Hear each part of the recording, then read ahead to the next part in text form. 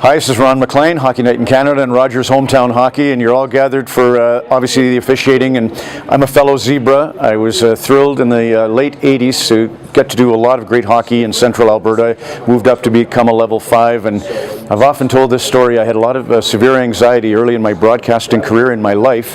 The one place for some reason I felt good was on the ice officiating, which makes no sense at all because you can imagine some of the scrambles you go through, but I just loved the movement. I loved the idea of letting guests be the star, whether it's in broadcasting or in officiating. You're really there to service the game, and it's a great feeling. We used to have a lot of riots back in the 80s. It was tougher hockey, I suppose, and they used to say better to have a short pencil than a long memory.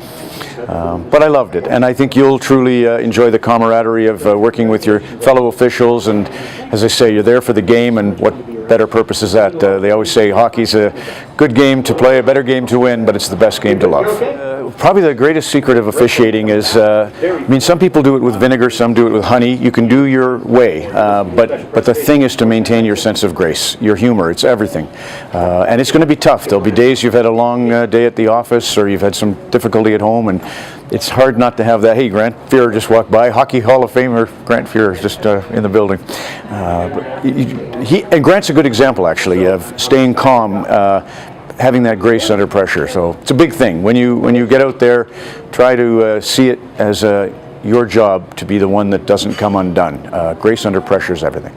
I remember when I moved to Ontario from Alberta, a guy came out to supervise me named Bob Morley, and he was a really great supervisor, and Bob says, Ron, what's with the sweater? You look like Fred Flintstone out there. Cut it shorter. You know. So how you comport yourself goes a long way. I think the players appreciate hustle.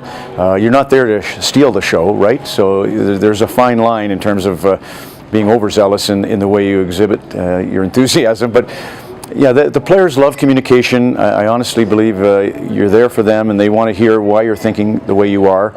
And if you keep that line of communication open, you'll have no trouble. The players will want to work for you. My secrets were I didn't use names very often. I always tried to just go by numbers, and I definitely like to talk my way through a game. Didn't work every night, but for me that was the reward. You know, to feel like you were manager of the human condition and making a great game, a little bit on the edge. You know, like they say with a bird. Squeeze it too tight, you kill it.